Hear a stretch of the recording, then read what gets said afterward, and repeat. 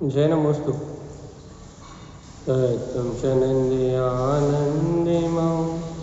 चेयनिनंद सहा परमिततिपदिविंदिपौ। ये क्या हो रहा है? परमिततिपदिविंदिपौ नम्यो सिद्ध स्वभाव गुरु वेशिः गुपतिरुई गुपति ज्ञान सहकार तारण तरण समर्थ मुनि गुरु संसार निवार धम्म जुतौ जिनवरे अर्थति अर्थ जो भय विनाश भव जो मुनौ ममल ज्ञान पर देव को गुरु को धर्म को साक्षी को बारंबार नमस्कार।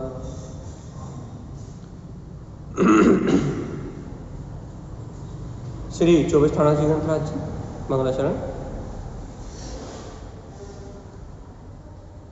ओवं ओवन ओवन विंदे विंदे भविनं विज्ञानं विनीयं स्वयं उत्पन्नं नन्तानन्त स्वयं च सूर्यं शुद्धं च शुद्धात्मनं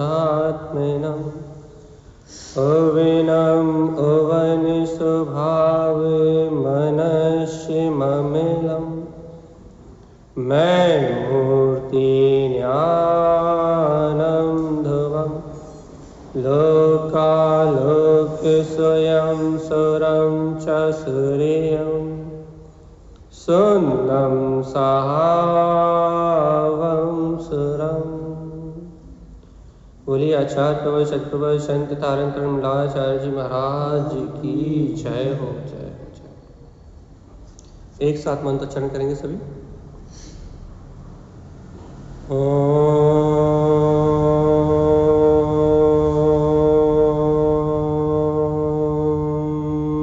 नमः ओवं सिद्धे नमो नमः।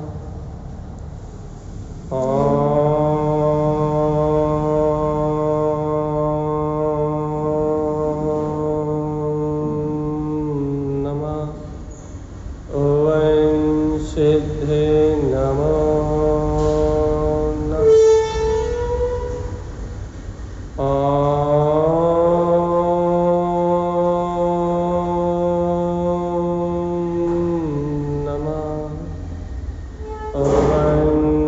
सिद्धे नमो नमः। परमाराध्य माँ जिनवाणी सदगुरु श्रीमद जिन तारण सब और सर्वज्ञ जिनेन परमात्मा के अमृत में ज्ञान दर्शात। यह श्री 24 थाना ग्रंथराज जी।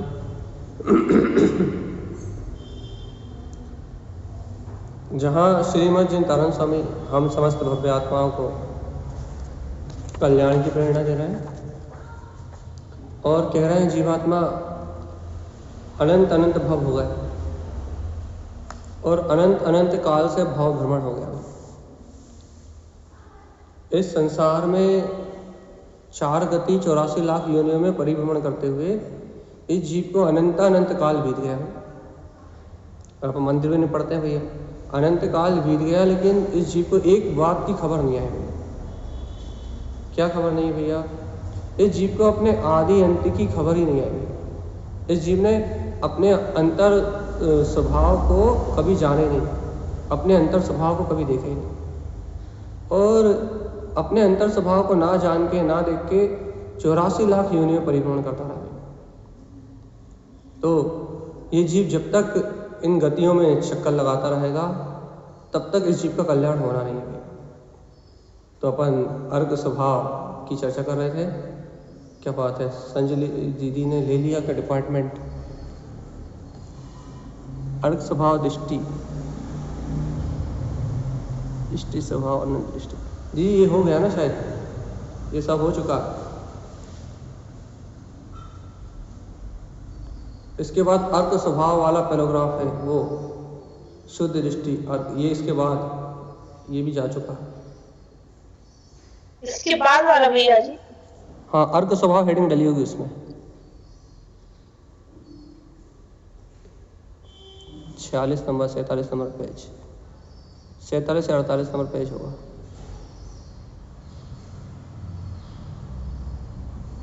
हाँ यही, इसका भी आधा पैराग्राफ हो चुका। चलिए फिर से रिवीजन करते हैं अपन, धीरे जल्दी जल्दी पढ़ के हम आगे निकालेंगे इसे, आप बदलते जाना। कल अपन ने जो वांछन किया था दर्श आदर्श दर्श, आचार्य देव कह रहे हैं, क्या कह रहे हैं भैया, हे भव्य जीव दर्शन करो, आज तक जिस स्वभाव को नहीं देखा ऐसे अपने इष्ट स्वभाव को अपनी दृष्टि में देख लो। संपूर्ण स्वरूप अपना अंतरात्मा शुद्ध परिणाम में अर्क स्वभाव वाला है।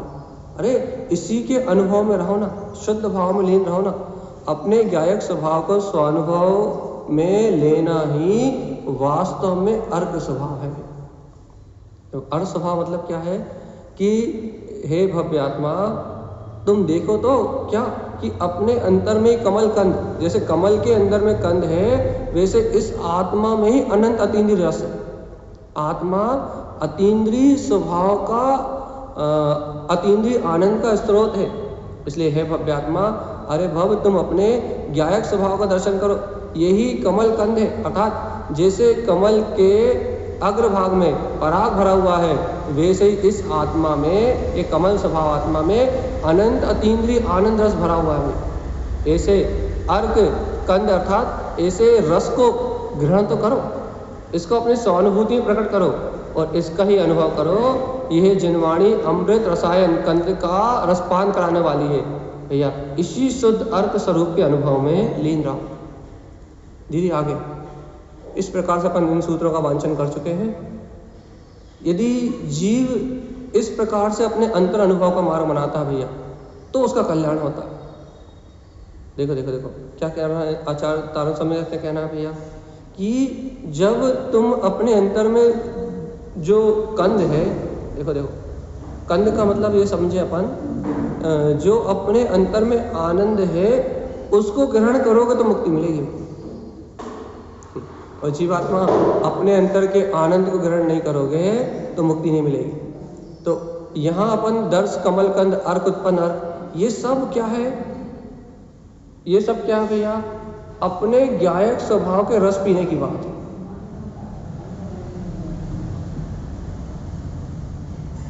और जब तक जीव की दृष्टि स्वभाव के सन्मुख नहीं होगी, क्या हो गया, जब तक दृष्टि अपने स्वभाव के सन्मुख नहीं होगी तब तक वो आत्मा का अतीन्द्रिय आनंद नहीं आएगा। तो अपन ये सारा वांछन कर चुके हैं, अर्क स्वभाव के 4-5 सूत्र भी हो चुके हैं। अब अपन चलते हैं, अपन जहाँ वांछन छोड़ के आगे बढ़े थे।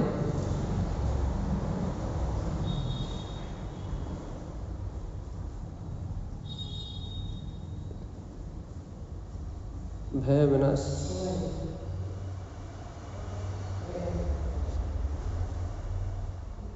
ये भी हो चुका है। इसके भी नीचे जी, हाँ यहीं से देख लीजिए अगले पेज से। हम आपको बताना भूल गए कि कहाँ से वांछन होना।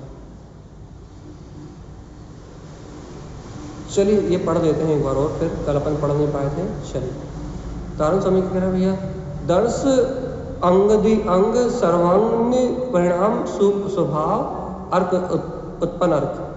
क्या कह रहा है, समस्त भय का विनाश करने के लिए स्वभाव सन्मुख परिणाम करो, अर्क स्वभाव का अनुभव प्रगटाओ, स्वानुभव में देखो, सर्वांग में अर्थात सर्व आत्म प्रदेशों में स्वयं का सर्वक स्वभाव ही प्रकाशित हो रहा है। क्या करो भैया, आगे हम पढ़ते जा रहे हैं, इनका वांछन हो चुका सब सूत्रों का। दर्श कमल कलन न्यान विज्ञान परिणाम उत्पन्न अर्क, ना योग दर्श उत्पन्न अर्क, इष्टि परमेष्टि उत्पन्न अर्क। क्या कह रहे हैं, अरे भाई स्वयं के ज्ञान विज्ञान में कमल स्वभाव का ध्यान धारण करो, गायक स्वभाव को अपनी दृष्टि में देखो, शुद्ध परिणाम को देखो, इस स्वभाव में रमने से योगों की चपलता दिखाई नहीं देगी।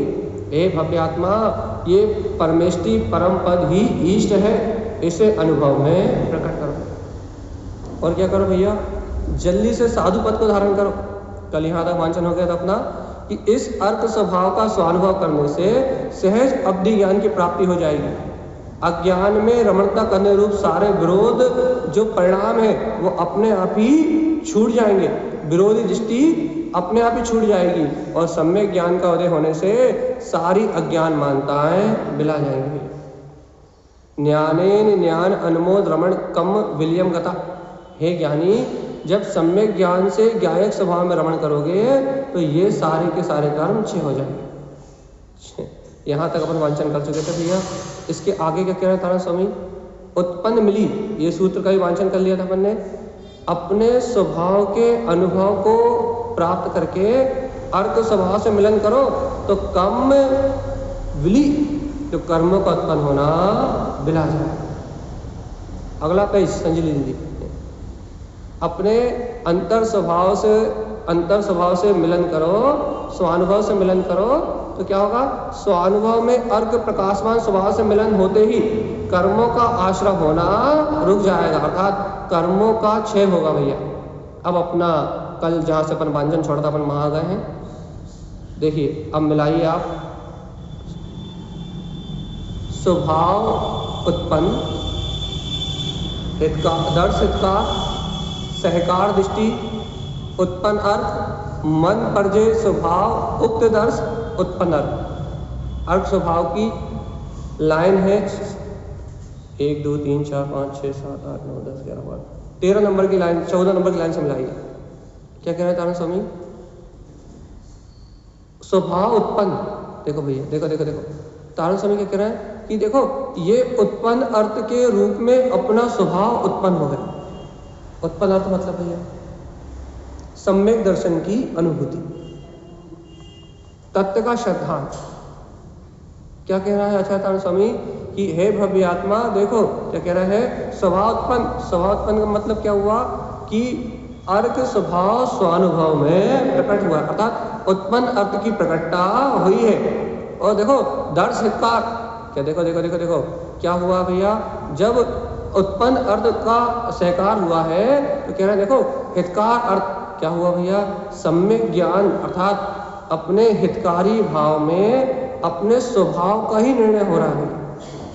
देखो भैया, अपन कहते हैं ना सम्यक दर्शन और सम्यक ज्ञान युगपद होते हैं, ऐसा कहते हैं ना कि जिस समय जीव को आत्म स्वभाव का श्रद्धान होता है उसी समय, श्रद्धान मतलब भैया आप निर्विकल्प अनुभूति से लो या तत्व के श्रद्धान से लो, जिस समय जीव की श्रद्धा में सम्यक है, मैं आत्मा हूँ, मैं शुद्धात्मा हूँ, मैं परमात्मा हूँ, जिस समय जीव की श्रद्धा में सम्यक है, उस क्षण उस पल उसकी श्रद्धा में सम्यक है, मतलब जीव को सम्यक है तो वो सम्यक है कहाँ।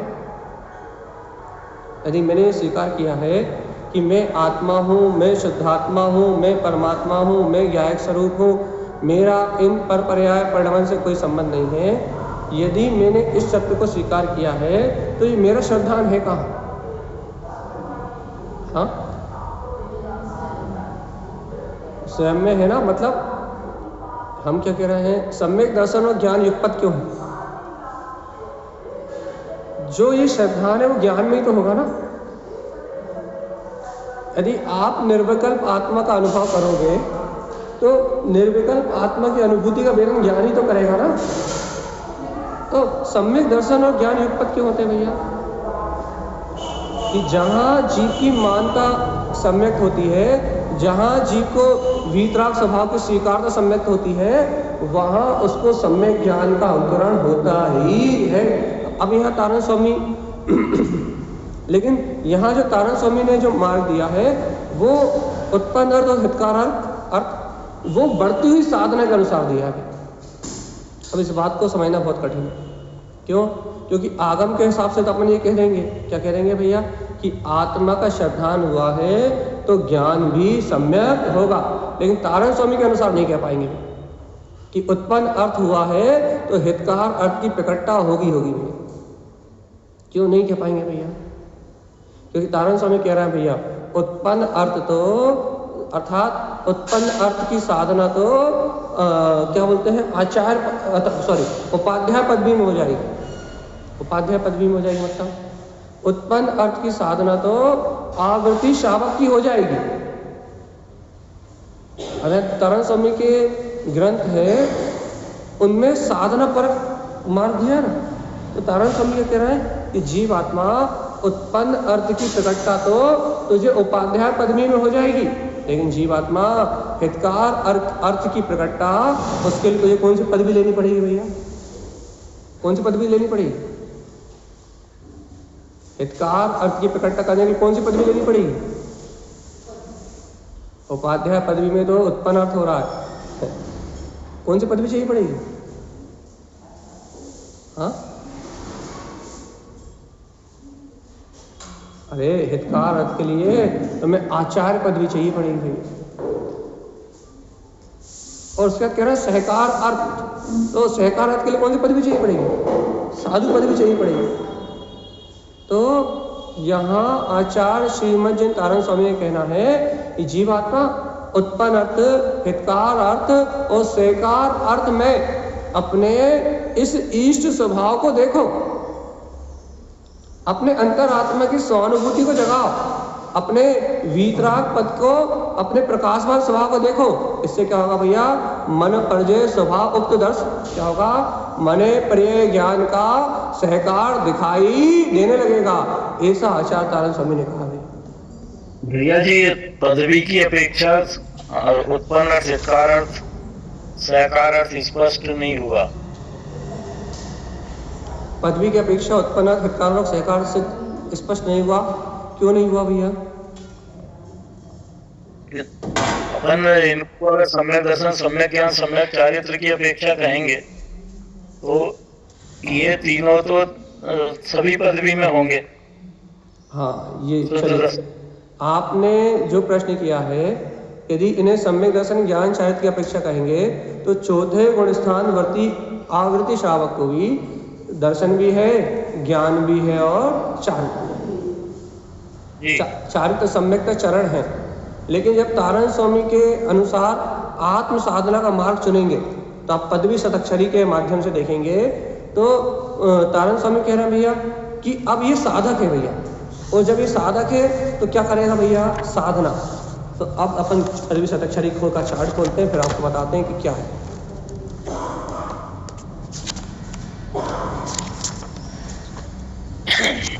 ये रहा पदवी शतक्षरी का चार्ट। अब यहाँ तारण स्वामी कह रहे हैं कि भगवान जी उत्पन्न अर्थ, हितकार अर्थ, सहकार अर्थ, मतलब देखो जब जीव को अपनी अंतरात्मा का श्रद्धान होगा तो सम्यक दर्शन, ज्ञान, चारित्र तीनों ही होंगे उसको। लेकिन एक बार बताओ, व्यवहार में, पहले व्यवहार बताओ, लेकिन चारित्र की विशेषता कब कहते हैं अपन?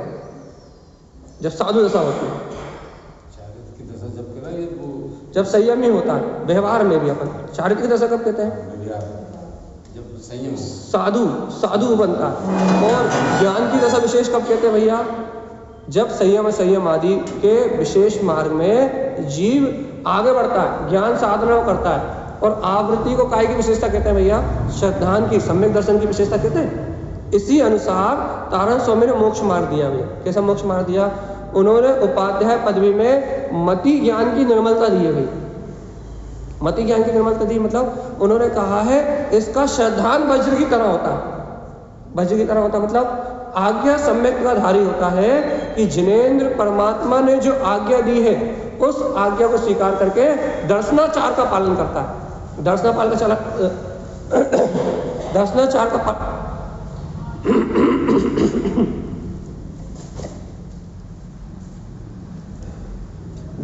का पालन करता है मतलब भैया निशांकित आचार, निकांक्षित आचार, भैया अमूढ़ दृष्टि आचार आदि आदि इन 8 अंगों का निर्दोष पालन करता है। सम्यक, निर्वेक, एक आदि जो गुण है, सम्यक के उन गुणों का पालन करते हुए क्या करता है भैया? उत्पन्न अर्थ को प्रकट कर लेता है। मतलब उत्पन्न अर्थ कहा मतलब तारण स्वामी ने उत्पन्न अर्थ का मतलब तारण स्वामी के उत्पन्न अर्थ से अभिप्राय क्या है? मति ज्ञान की निर्मलता, दर्शनाचार का पालन, आज्ञा सम्यक की विशेषता, भय-क्षिपक रमण, और उसकी दशा कैसी होती है नंद की। लेकिन जब तारण स्वामी सहकार अर्थात जब तारण स्वामी काय की बात करते हैं, हितकार अर्थ की बात करते हैं, तो फिर वो पूरा बदल जाता है। अब क्या बदल गया भैया? अब देखो आचार्य पदवी में क्या हो गया, अब तारण स्वामी कहते हैं शुद्ध ज्ञान की निर्मलता। अब उसे विशेषता से द्वादशांग का पाठी उपाध्याय पदवी दी, अर्थात द्वादशांग के रहस्य को जानने वाला। तो आवृत्ति की दशा में क्या था भैया? भगवान की आज्ञा को स्वीकार करके मोक्ष मार्ग में आगे बढ़ने वाला आवृत्ति था है। अब यहाँ क्या हो गया भैया? पंचम गुण स्थान वर्ती हो गया। क्या हो गया कि द्वादशांग के रहस्य को जानने वाला।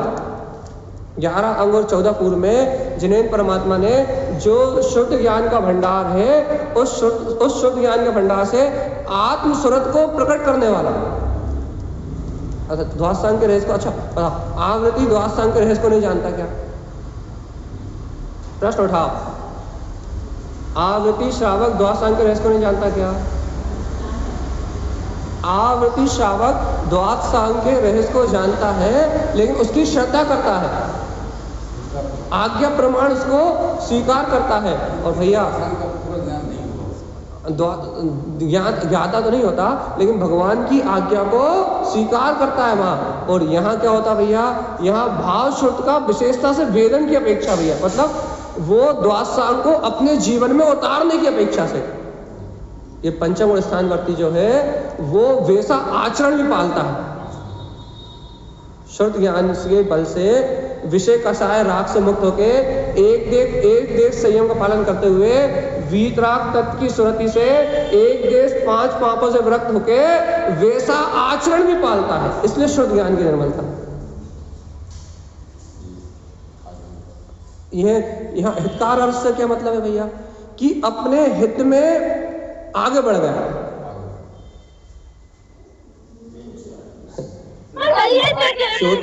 चौथा गुण स्थान देखो, हम बहुत अच्छे समझा रहे हैं इस बात को, अभी समझ में आ जाए जिसको उसको है भैया, सरल भाषा में बिल्कुल। आवृत्ति के जीवन में क्या है भैया? अभी मैं गायक तत्व भगवान आत्मा हूं, ऐसी स्वीकारता तो है, रुचि तो आत्म तत्व की रुचि तो प्रकट हुई है, लेकिन चारित्र मोहिनी के वेग के कारण से पापों का आचरण नहीं छूट रहा। असंयमी है आवृत्ति में, चौथा गुण स्थान वर्ती, तो असंयमी है, 5 पापों का रुझान नहीं टूट रहा। कह तो रहा है कि मैं भगवान आत्मा हूँ, मैं गायक तत्व हूँ, मैं वीतराग स्वभाव वाला हूँ, मैं चैतन्य तत्व भगवान आत्मा हूँ। कह तो रहा है कि मैं आत्मा शुद्धात्मा परमात्मा हूँ, कह रहा है। बराबर श्रद्धा में जनन भगवान की आज्ञा ही है। अपने स्वभाव के नंद दशा है ना, तो अपने स्वभाव में प्रसन्न भी है, 7 भयों को छोड़ भी चुका है। तो आत्म तत्व का संधान कर लिया तो जन्म भय, मरण भय, इस-लोक भय, परलोक भय, ये सारे भय भी चलेगा उसके अंदर से, भयभीत पना नहीं होता। आत्म तत्व का श्रद्धानी है, आनंद की दशा प्राप्त कर चुका है। नंद अंतरात्मा की प्रसन्नता है, और मति ज्ञान में धारणा है कि मैं तो वो गायक तत्व भगवान आत्मा ही हूँ, लेकिन फिर भी आवृत है, आवृत दशा को त्याग नहीं, असंयमी है, मतलब पापों में रंजायमान होना नहीं छूटा भैया। 5 प्रकार के पापों में रंजायमान होना नहीं छूटा। उपयोग अशुभ में ही रस लेता है, उपयोग काय में रस लेता है, सब भय छूट जाती है, निडर हो जाता है। हाँ, 7 भय छूट गए उसका, आत्मा संबंधी 7 भय छूट गए कि हमारा अगले भाव में हम क्या होगा, और हमारा क्या जाएंगे, हम निगोज जाएंगे कि नहीं जाएंगे, आत्मा दर्शन हो गया। अब उसको इस लोक भय, परलोक भय सब छूट गए। हमारी आत्मा क्या होगा, मरण का भय छूट गया। हम कब मना कर रहे हैं? सम्यक दृष्टि है ना, तो सम्यक दृष्टि तो आगे बढ़ेगी। हम तो हितकार अर्थ और उत्पन्न अर्थ में अंतर बता रहे हैं। प्रश्न आया है कि हितकार अर्थ और उत्पन्न अर्थ में अंतर बताइए, तो अंतर बता रहे हैं भैया। क्या है भैया? उत्पन्न अर्थ वाले को क्या है, अंतर वीतराग तत्व की स्वीकारता है, नंद दशा की प्रकटता है, लेकिन 5 पापों से विरक्ति नहीं। और हितकारक वाले को क्या भैया, अपने हित का बोध हो गया है, इसलिए एक देश संयम को ग्रहण करके शुद्ध ज्ञान में आत्म तत्व की स्मृति रखने वाला, 2 चौकड़ी कसाय का अभाव करने वाला ज्ञानाचार की दशा में है। ज्ञानाचार की दशा में मतलब ज्ञान उपयोग से अपने स्वरूप को साधने वाला है, और एक देश पापों से विरक्त होने के कारण से भैया संयम होने के कारण से अपने अंतर स्वभाव के निश्चय से साधना में रत है। वो असंयमी था, वो काय में रत था,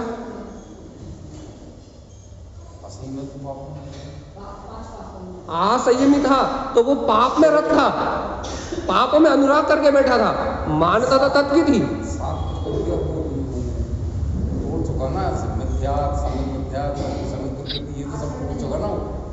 अभी तो आज्ञा सम्यक है। आज्ञा सम्यक मतलब भगवान की वाणी को आज्ञा प्रमाण स्वीकार करने वाला। तो अभी उसकी की आज्ञा सम्यक्ति है, अपने आत्मा के अनुभव को प्रकट करने वाला है, तो अभी आत्मा के अनुभव को तो प्रकट कर लिया, लेकिन पापों की जो रुचि का है राग रुचि, वो राग रुचि से नहीं छूटा। आत्मा की रुचि भी है और वर्तमान में राग में बहने का रस भी है। भोग के प्रति आरुचि नहीं है, संयम के प्रति लगता तो संयम ले लूं, लेकिन भैया चारित्र मोहिनी का वेग होने के कारण से राग आदि की जो धारा बह रही है, उस राग आदि की धारा से छूट नहीं पा रहा। तो ये दशा है उत्पन्न अर्थ की।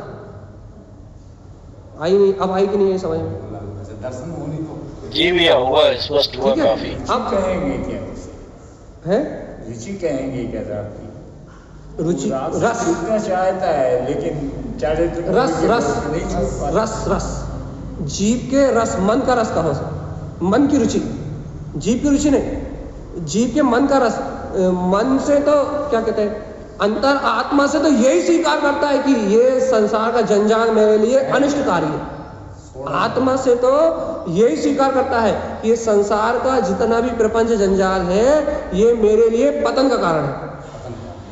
अंतर आत्मा से तो बिल्कुल यही जानता है, ऐसा ही निर्णय करता है कि जितना पाप परिग्रह और ये हिंसा आदि, अभी संयोगी भूमिका में है ना, आरंभ हिंसा कर रहा है कि नहीं कर रहा, तो जितनी भी आरंभी हिंसा है, जितनी भी कसाय आदि भाव में हिंसा हो रही है, ये सब मेरे लिए अनिष्ट का कारण है। ऐसा तो जिन भगवान की आज्ञा को स्वीकार करता है, लेकिन उनकी आज्ञा को मान के आवृत पने को छोड़ने का सामर्थ्य नहीं है अभी इसमें।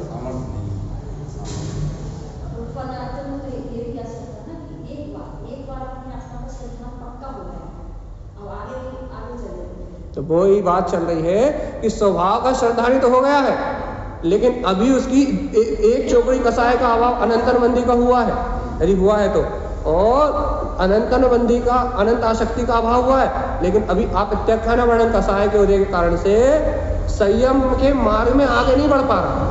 रुचि काय की पड़ी, मन में काय की रुचि पड़ी है, घर पुत्र परिवार की। देखो आत्मा की रुचि है अलग, आत्मा की रुचि बात अलग है, मन का रस कह दे रहा है, रुचि शब्द देंगे तो कंफ्यूज हो जाओगे। मन का जो रस है अभी वो परिवार पुत्र में ही पड़ा हुआ, राग का रस नहीं छोड़ पा रहा, शुभ राग का रस नहीं छोड़ पा रहा, अशुभ राग का रस नहीं छोड़ पा रहा, बाहर की नाना प्रकार की जो क्या बोलते हैं सामाजिक रस है, पारिवारिक रस है, इन रस को नहीं छोड़ पा रहा। स्वीकार तो भगवान की आज्ञा है, भगवान की आज्ञा के विपरीत काम नहीं करता, लेकिन राग रस में भैया अभी विरक्ति नहीं आ रही। और हितकार अर्थ में क्या होगा भैया, अपने हित की सोचे, हित का विचार चालू हो गया कि भगवान जी एक देश पापों का त्याग हो गया। तारण स्वामी ने यहाँ कहा है द्वादश सांग के रहस्य को जानता है, भाव शुद्ध की महिमा को जानता है। वो जानता है कि जिनवाणी में जब कहा है भगवान आत्मा, शुद्ध ज्ञान में जिनवाणी में जब मुक्ति का मार्ग संयम है, तो जीवात्मा इन 5 पापों का बुद्धिपूर्वक क्यों कर रहे हो, इन 5 पापों में बुद्धिपूर्वक क्यों रमण कर रहे हो। अरे क्या करता है वो, बुद्धिपूर्वक एक देश पापों का त्याग कर देता है, और फिर अणुव्रत प्रतिमाएं आदि को ग्रहण करके जैसा श्रुत में जिनवाणी में कहा है वैसा आचरण प्रारंभ करता है। तो हितकार अर्थ, अब उसकी दशा कैसी होगी भैया, अमी रमण, भगवान की अमृत में वाणी में रमण करता है, अमृत रसायन में रमण करता है। मतलब अमी रमण मतलब अतीन्द्रिय अमृत आनंद में रमणता प्रारंभ हो जाती है। ये नंद आनंद की दशा।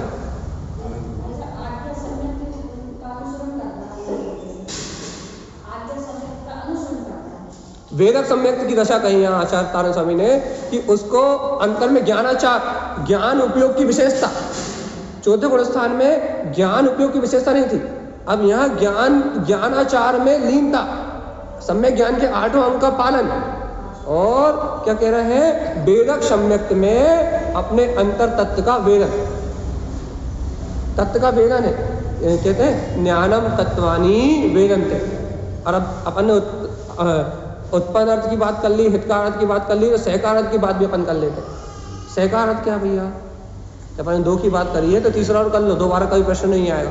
और सहकार अर्थ क्या है भैया, देखो उत्पन्न अर्थ में क्या है, सम्यक दर्शन मानते हैं अपन। हितकार अर्थ में क्या है, सम्यक ज्ञान मानते हैं अपन व्यवहार में, है ना। लेकिन तारण स्वामी के अंतर उत्पन्न अर्थ क्या भैया, जहाँ मति ज्ञान, दर्शनाचार, आज्ञा सम्यक, भय कृपक और नंद, ये 7 हो। और आचार दशा में क्या है तारण स्वामी का, शुद्ध ज्ञान, ज्ञानाचार, वेदक सम्यक, हितकार, रंज, अमी, रमण और आनंद की दशा। और देखो सहकार अर्थ में क्या है, देखो सहकार अर्थ में क्या है, 5 पापों का पूर्ण रूपेण त्याग।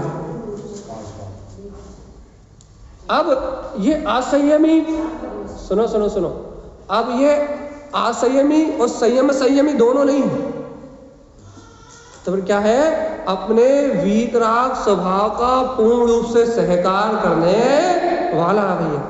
सहकार करने वाला मतलब 3 चौकड़ी कसाय के अभाव पूर्वक साधु दशा से अतीन्द्रिय आनंद में रमण करने वाला है। इसकी दशा काय की है, चिदानंद की, चैतन्य के आनंद में हमेशा मस्त रहने वाला है। और तारण स्वामी ने यहाँ उपसम सम्यक दर्शन दिया। उपसम सम्यक मतलब दिया द्वितीय उपसम श्रेणी को चढ़ने की भावना रखने वाला। प्रथमोपसम तो इसे चौथे गुण स्थान में हो गया था, द्वितीय उपसम से श्रेणी आरोहण की भावना को प्रकट करने वाला। और वीर्याचार दिया। वीर्याचार मतलब भैया वीर का अर्थ क्या होता है, वीर का मतलब होता है सम्यक। सम्यक तो चौथे गुण स्थान में हो गया था, लेकिन वीर्याचार की दशा यहाँ क्यों ली, बिना वीर्याचार के तो किसी को मुक्ति हो ही नहीं सकती। तो वीर्याचार तो गुरु महाराज कहना चौथे गुण स्थान में हो गया था। आत्म दर्शन तो कहाँ हो गया था, हमें चौथे गुण स्थान में हो गया था। सम्यक की प्राप्ति तो चौथे गुण स्थान में हो गई थी, लेकिन यहाँ वीर्याचार का काय से लिया ना, यहाँ ने वीर्याचार काय से लिया है, अरे अपने स्वभाव की लीनता को, शुद्ध उपयोग को प्रकट करने वाला। सम्यक में पूर्णता आचरण भैया, चौथे गुण स्थान में क्या हुआ था कि सम्यकता चरण चारित्र हुआ था।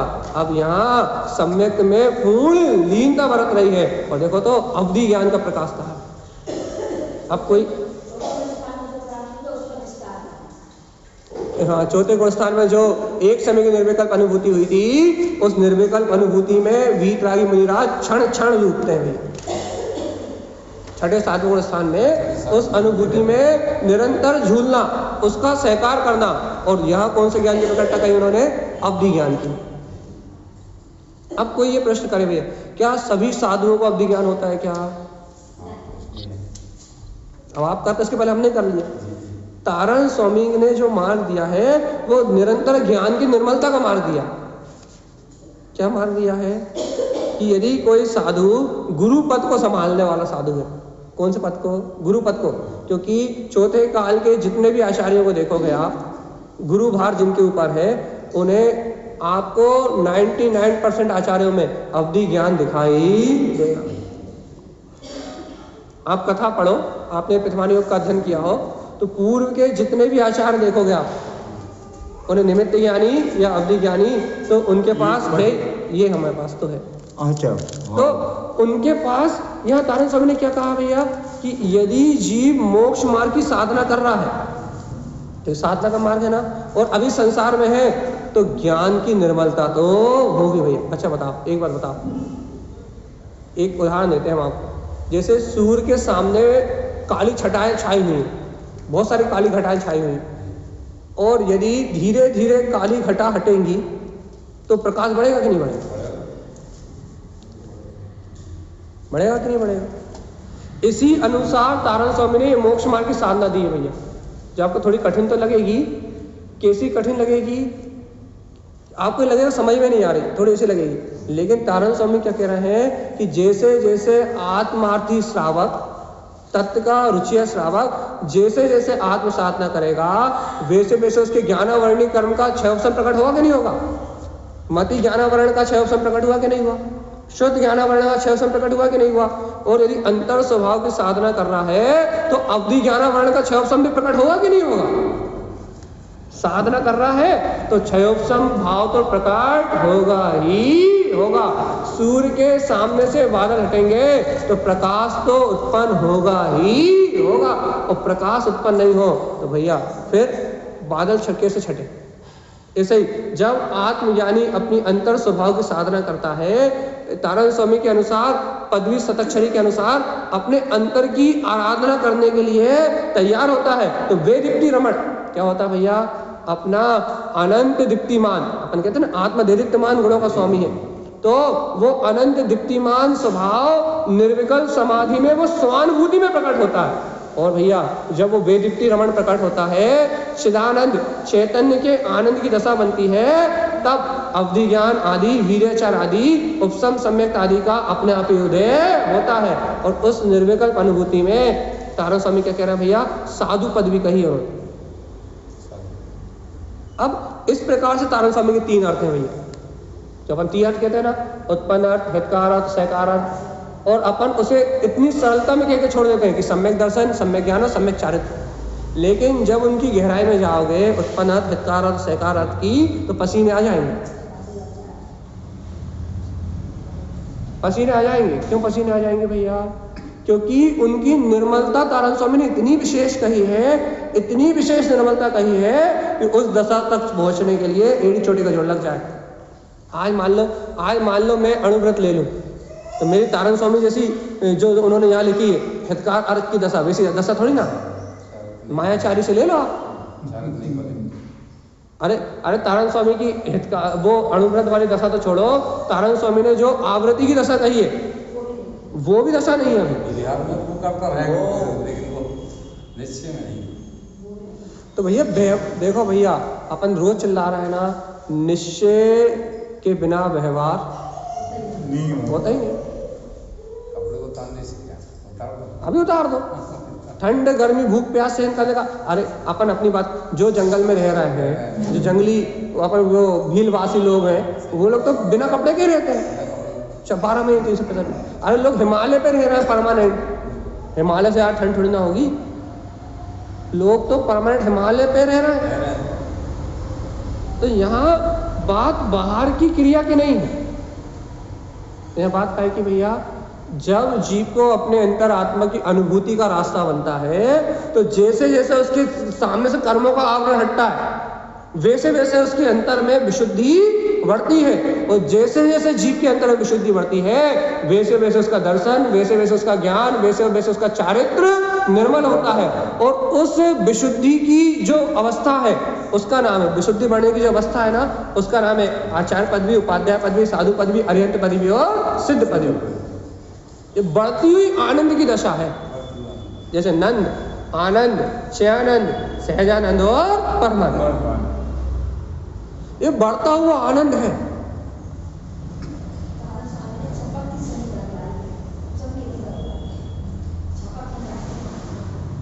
हाँ, आगे बढ़ने के लिए ऊपर चढ़ना है, और ये परम आनंद की दशा है। और जब जीव इस आनंद दशा को, इस अंतर अनुभूति को स्वीकार करता है तो भैया तब अरिहंत सिद्ध पद प्राप्त होता है, तब अरिहंत और सिद्ध अंतर ज्ञान विज्ञान में तत् प्राप्त होता है। और देखो तारण स्वामी कह तो रहा है, क्या कह रहा है? अपने अंतर आत्मा से मिलन कर लोगे, इन तीन अर्थ को उत्पन्न कर लोगे, तो आपके मना परिचय स्वभावोक्त मना परिचय ज्ञान की विशुद्धि प्रकट हो जाएगी। लब्धि केवल ज्ञान, और भैया क्या अंतर साधना करते करते केवल ज्ञान की लब्धि भी प्रकट हो जाएगी, 9 छायक लब्धियां प्रकट हो जाएंगी, विशुद्धि बढ़ती जाएगी। लेकिन भगवान आत्मा जीव को अंतर का रुझान तो हो। अब ये बात बिल्कुल समझ में नहीं आ रही। अच्छा, क्यों नहीं समझ में आ रही?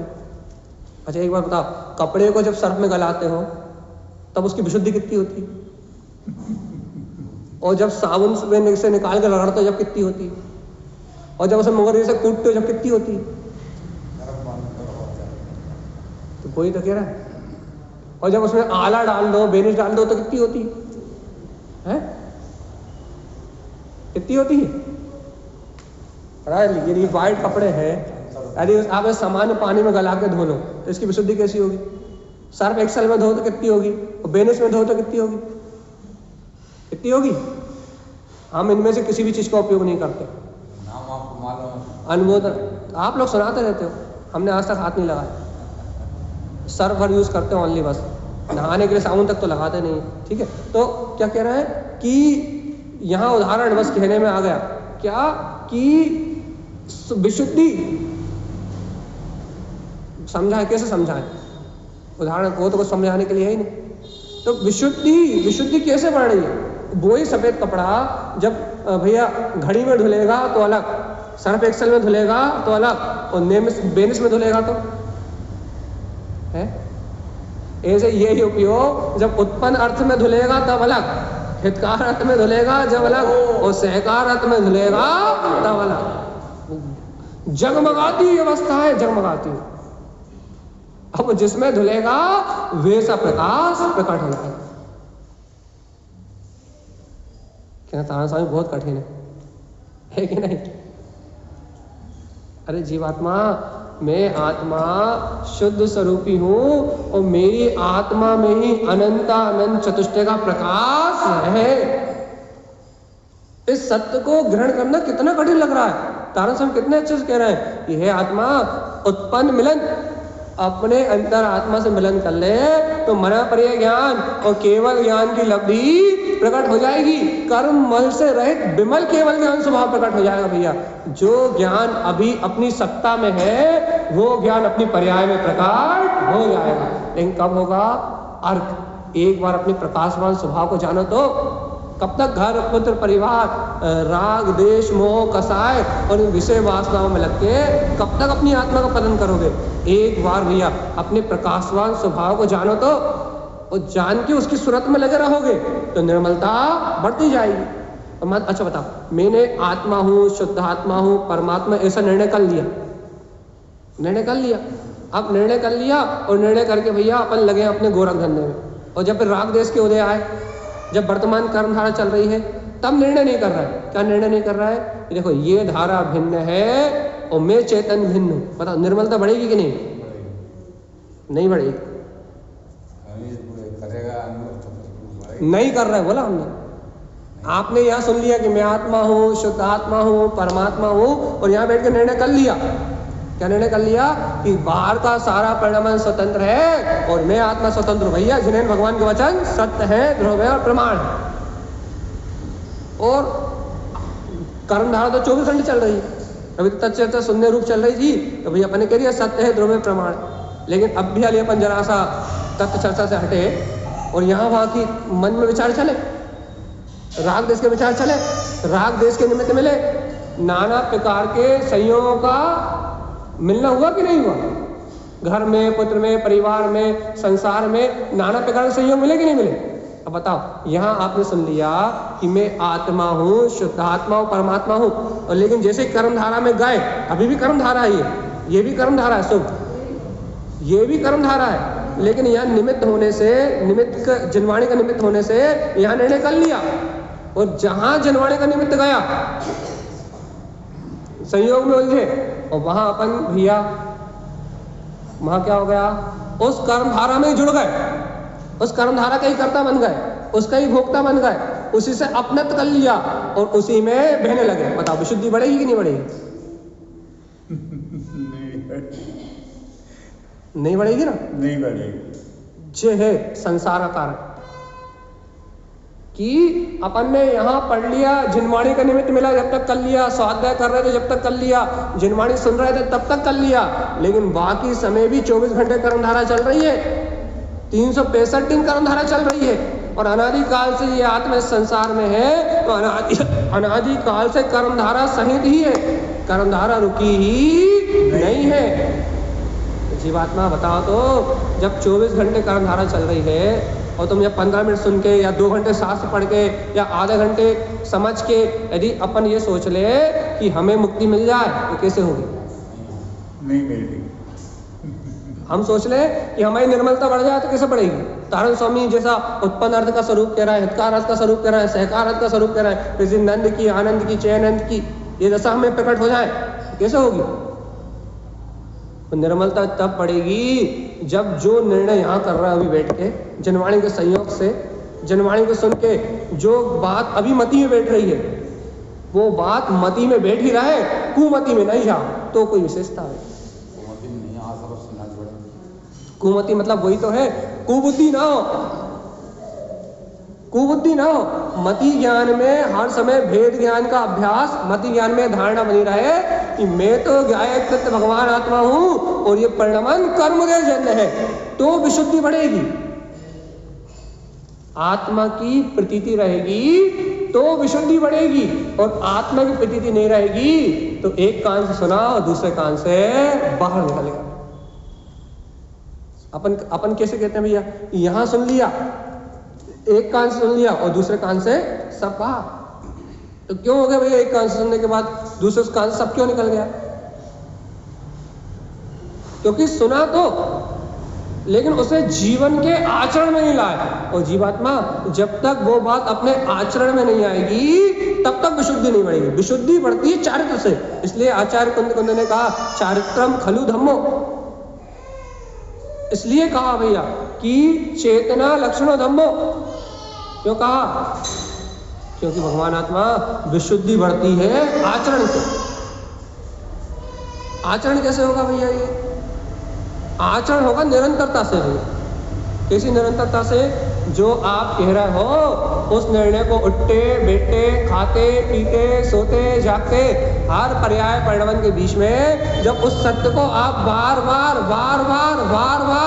बार अपने उपयोग में बोलोगे तो फिर वो उपयोग स्वीकार करेगा कि हाँ वास्तव में वो प्रकाशवान वीतराग ज्योति स्वरूप आत्मा ही हूँ, और इस संयोग के सारे प्रपंच मेरी चेतना से भिन्न है। ये कब आएगा अंतर अनुभूति में? देखो भैया, हमें मति ज्ञान वर्ण कर्म को हटाना है, शुद्ध ज्ञान वर्ण कर्म को हटाना है और उसका क्षयोपम प्रकट करना है, निर्मलता प्रकट करनी है। मति ज्ञान की और शुद्ध ज्ञान की विशेषता से हमें निर्मलता प्रकट करनी है। अब बताओ, यदि मति ज्ञान वर्ण कर्म को हटा के निर्मल मति, ममल मति चाहिए, शुद्ध ज्ञान वर्ण को हटा के भैया निर्मल शुद्ध आत्मा की सुरति के आनंद में रहना चाहते हो, सावधान। और भगवान जी आत्म आनंद में रहने की भावना रख के बैठे हो और दिन रात उपयोग लगाए 5 इंद्रिय कसाय में, कैसे होगा? कैसे होगा ये बता? आप चाहते हो कि आपके ज्ञानावर्णी, आपके संयोग में उत्पन्न ज्ञानावर्णी, दर्शनावर्णी, अंतराय, मोहिनी कर्म का नाश हो जाए, ये चाहते हो ना? कि घातीय कर्म से मेरी आत्मा छूट जाए, ये चाहते हो ना भैया?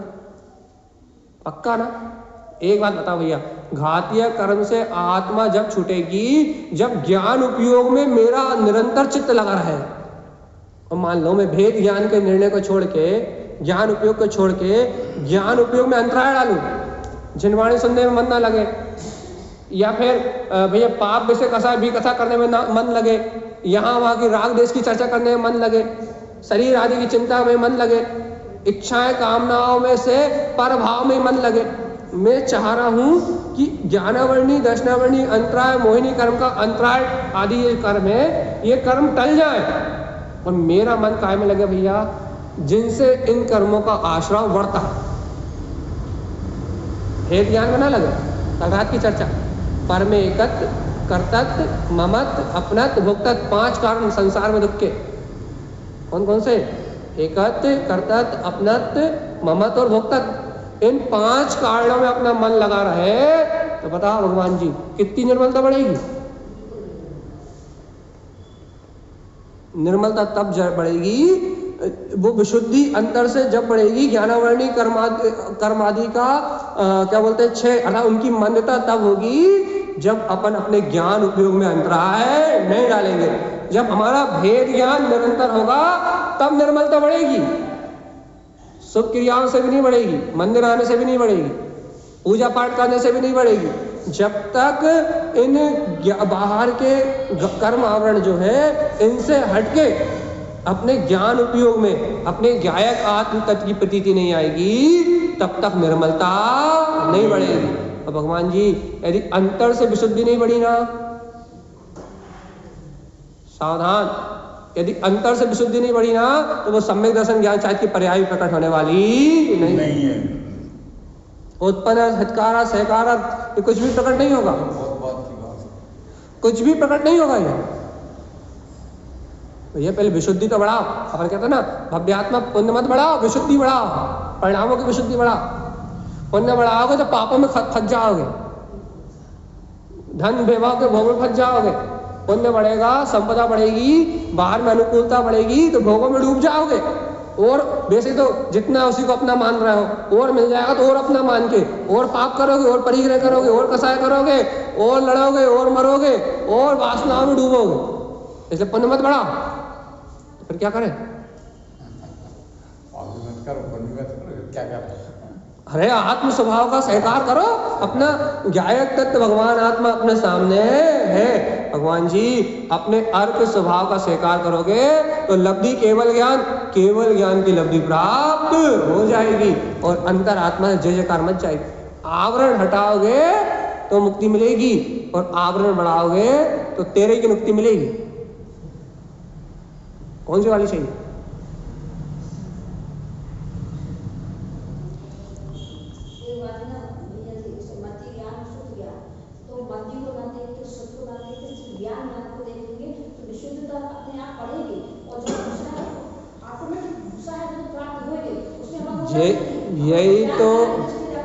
यही तो हम कह रहा है भगवान जी, ज्ञान उपयोग में लगोगे तो ज्ञानावरण को घातक सारी प्रकृति हम खत्म होगी।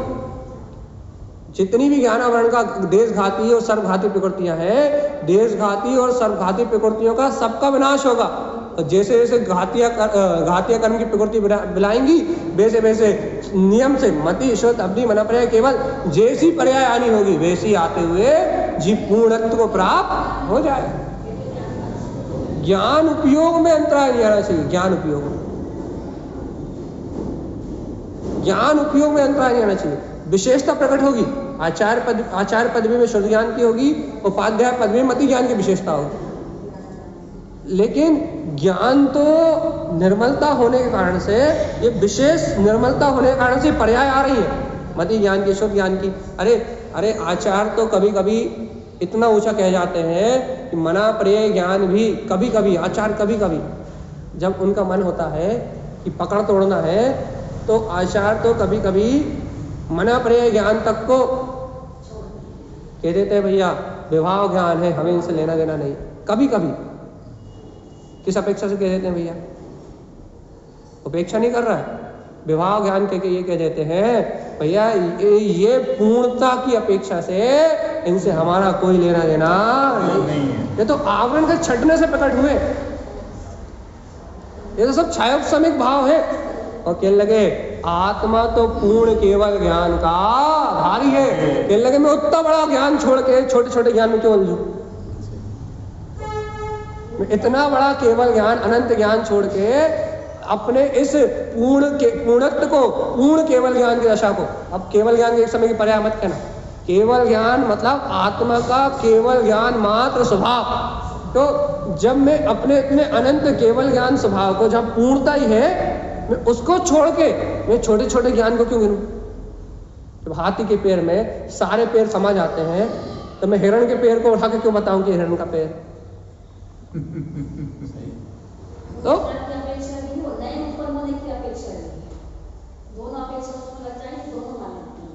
तो यहाँ बात क्या चल रही है कि छायोपशमिक ज्ञान वर्तमान भूमिका में प्रकट होगा। इसी के कारण अभ्यास कर रहे हैं अपन। यदि मति ज्ञान का क्षयोपशम नहीं होता तो तत्व का निर्णय कहाँ करते? शुद्ध ज्ञान का क्षयोपशम नहीं होता तो जिनवाणी की भाव अनुभूति कहाँ से करते? आज देखो, आज यदि मैं मति ज्ञान में मैं स्वभाव हूँ ये धारण कर रहा हूँ तो क्या है, क्या है, क्या है? मोहिनी कर्म की सत्ता, ज्ञानावर्णी कर्म की सत्ता हटी है। क्षयोपम भाव, एक देश कर्मों का क्या बोलते हैं, क्षयोपम भाव प्रकट नहीं होता तो ये निर्णय नहीं कर पाते आप। चाहे निर्णय कर रहा है बुद्धि से, मैं आत्मा हूँ, शुद्ध आत्मा हूँ, परमात्मा हूँ, ये इतना सामान्य निर्णय नहीं है। ये काय के कारण हो रहा है भैया? मति ज्ञानावरण का जो गहरा अंधकार था, एक देखो आप उदाहरण से, यदि किसी जीव की संसार परिभ्रमण की यात्रा अर्ध पुद्गल परावर्तन से एक समय ज्यादा हो तो क्या वो बुद्धि में ऐसे तत्व का निर्णय कर पाएगा? नहीं नहीं कर पाएगा। क्यों नहीं कर पाएगा? अंतर वाला निर्णय कर रहा है, बाहर का क्षय समय निर्णय नहीं कर रहा है, शुद्ध निर्णय क्यों नहीं कर पाएगा भाई?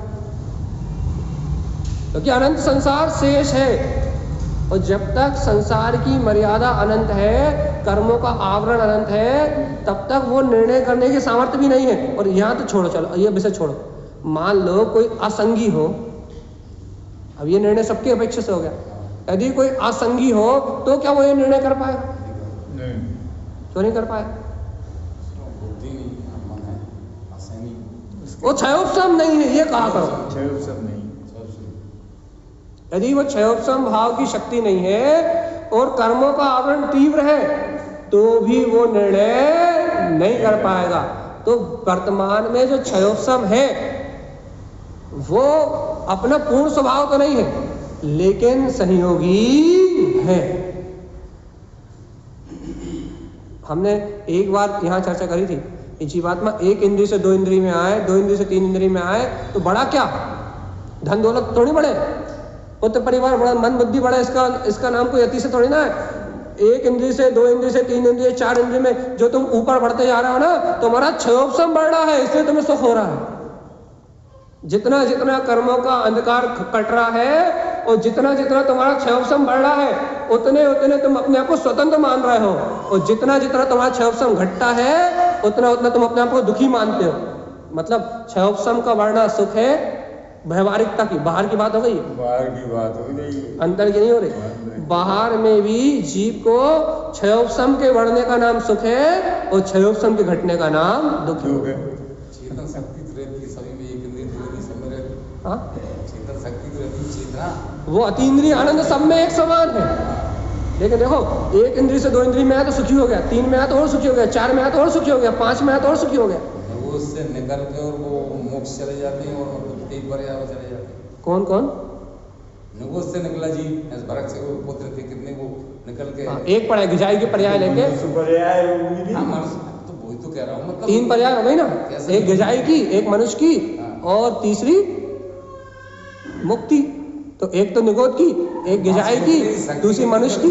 इतना बंद कैसे कर लिया मनुष्य पर्याय मांगे। देखो भैया, इसके लिए कोई प्रमाण नहीं है, लेकिन फिर भी जब शोध और चिंतन किया जाता है तो हमने ये बात का समाधान कई बार दे चुके हैं। आज आप फिर ले लो, आपको इसके पहले भी आया था जब भी दिया था हमने, कि जब अरिहंत परमात्मा सिर्फ ऐसा अब निर्णय करा है, चिंतन है अपना, अब इसे प्रमाण नहीं कह सकते, लेकिन फिर भी जब अरिहंत परमात्मा को केवल ज्ञान होता है तो अरिहंत परमात्मा के केवल ज्ञान के केवल यानी अरिहंत परमात्मा को क्या कहते हैं, उनके जीव में, उनके शरीर में बाधक निगोदित होते नहीं। सूक्ष्म निगोदिया जीव जब उनके शरीर से छू के निकलते हैं, उस समय यदि किसी निगोदिया जीव के भाव परिणाम बदल जाए, उनके शरीर के स्पर्श से, उनकी भाव की विशुद्धता से यदि उस समय किसी निगोदिया जीव के परिणाम बदल जाए, इतर निगोदिया, कोई सूक्ष्म इतर निगोदिया जीव के परिणाम यदि कोई बदल जाए तो वो सीधे उछल के, तो परिणाम की विशुद्धि हुई है भैया, तो वो सीधे उछल के गिजाई की पर्याय। और गिजाई की पर्याय में भी संसार के कोई संस्कार नहीं है उसके, खाने के, पीने के, सोने के, काम के, भोग के, तो वो ही विशुद्धि बढ़ रही है। तो मनुष्य भाव, वो इतना पुण्य, किसी से भरत चक्रवर्ती के पुत्र, और फिर वहां से फिर क्या, फिर तो मुक्ति है। आत्मा जीव में चेतन शक्ति तो वही है, हम कह रहे हैं ना, हर चींटी से लेके हाथी तक का हो या एक इंद्रिय से लेके सिद्ध भगवान तक का हो, प्रत्येक आत्मा में वीर्यत की शक्ति तो वो ही है। आत्मा में वीर्यत्व की शक्ति कम थोड़ी ना हुई। अब प्रत्येक जीव में सामर्थ्य तो वो ही है, प्रत्येक जीव में कर्मों की वजह से वो दब रही है, बस ये है अंतर कर्मों की से। प्रत्येक जीव में सामर्थ्य तो वही है, लेकिन अपनी सामर्थ्य को भूलने के कारण से वो सब कर्म आवरण के नीचे दबी हुई है भैया। और उस कर्म आवरण के नीचे दबी हुई चेतना को बाहर निकालने का नाम ही तो है विशुद्धि का वर्ण। कर्म की शक्ति ज्यादा होगा, कर्म के कारण दब गई है, तो कर्म की शक्ति हाँ, कर्म की शक्ति ज्यादा नहीं हो गई, कर्मों के नीचे दबी है, कर्मों के शक्ति से नहीं दबी, अपनी भूल से दबी है। उस 10 साल की सजा हुई जेल में, वो निकल के बाहर आया, क्यों आया? उसने जो आश्रम किया पाप का उसने भुगत दिया, भुगने के बाद बाद में हाँ, तो जेल से बाहर वो आया जिसने जेल में डबल से मर्डर नहीं किया,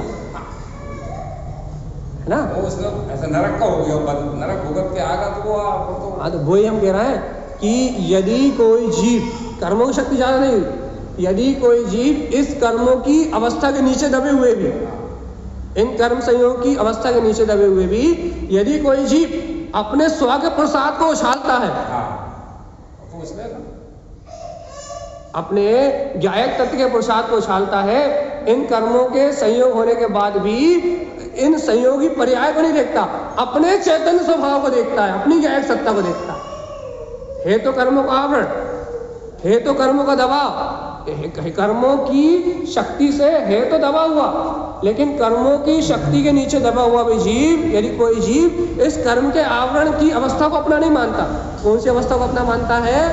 जो त्रिकाल शुद्ध ज्ञायक निरावरण तत्व है, उसमें अपनत्व करता है, अपने उस स्वभाव को देखता है, उसको इन कर्मों से कोई प्रभाव नहीं पड़ता। तभी तो ये अतिशय होता भैया। सोचो तो, सारे कर्मों का आवरण होने के बाद भी जब जीव एक समय के निर्विकल्प अनुभूति करता है तो सिद्धों जैसे वेदन करता है, एक भी कर्म का अनुभव नहीं होता, एक भी कर्म का अनुभव। निर्विकल्प एक समय की अनुभूति में सिद्धों जैसा वेदन क्यों होता है? या फिर अनुभूति छोड़ दो, एक समय के तत्व के निर्णय में मैं सिद्ध समान ही हूं, ऐसा निर्णय क्यों होता है? यह निर्णय क्यों नहीं होता कि मैं अभी राग से बड़ा हुआ हूँ, देश से बना हुआ हूँ, कर्तव्य बुद्धि से बना हुआ हूँ, भोक्तव्य बुद्धि से बना हुआ हूँ, खा रहा हूँ, पी रहा हूँ, सो रहा हूँ, जाग रहा हूँ? ऐसा निर्णय क्यों नहीं होता? ऐसा निर्णय क्यों होता है कि मैं केवल ज्ञान अनंत चतुष्टय में वीतराग तत्व भगवान आत्मा, ऐसे भेद ज्ञान क्यों होता है? क्योंकि कितने ही कर्म दब जाए, कितने ही कर्मों का आवरण हो, लेकिन भगवान जी कर्म की शक्ति नहीं है, कर्म तो पुद्गल है, जड़ है, वो तो अपनी योग्यता से परिणमित हो रहा है। लेकिन जीव यदि अज्ञान बुद्धि सहित है, उन कर्मों में उलझा हुआ है, जुड़ा हुआ है, तो वो और कर्मों को बढ़ा के, और आवरण बढ़ा के संसार में जन्म मरण करता है। और यदि जीव उनसे जुड़ान तोड़ रहा है, अपने स्वभाव की सूरत रख रहा है, भेद ज्ञान और तत्व निर्णय करके अपने स्वभाव का आश्रय ग्रहण कर रहा है, और मैं आत्मा, शुद्धात्मा, परमात्मा हूं, ऐसे ज्ञायक भाव को ग्रहण कर रहा है, तो फिर उस दबा हुआ दिख रहा है, लेकिन वो उसकी सत्ता को मानने तैयार नहीं है। वो उखाड़ के फेंक देगा घातिया कर्मों के समूह को, और अरिहंत केवल ज्ञान की रसों को प्राप्त कर लेगा। कौन? देखो टाइम हो गया हमारा भैया, टाइम ओवर। कौन कौन कौन कौन कर लेगा? चलिए बताओ, चलिए बताओ। नहीं पता?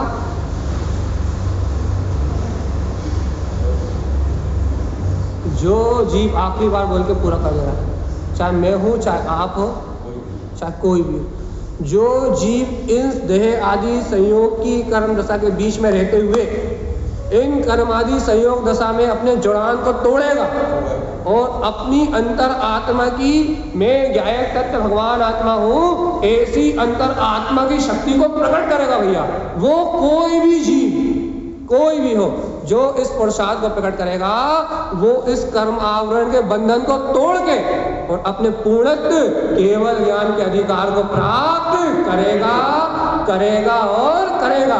यही जिनेन भगवान के वचन सत्य है, ध्रुव है और प्रमाण है। बोलिए आचार्य प्रवर सतगुरुवर संत तारण तरण मंडलाचार्य जी महाराज जी की जय हो, जय हो। आरजू ने डिस्प्ले किया था भैया, आज भी आरजू क्या स्क्रीन पे आया था, आज भी डिस्प्ले आरजू ने किया था, संजुली बहन जी ने नहीं किया। अच्छा आरजू जी ने किया था। जी। ठीक, 6 नमोस्तु।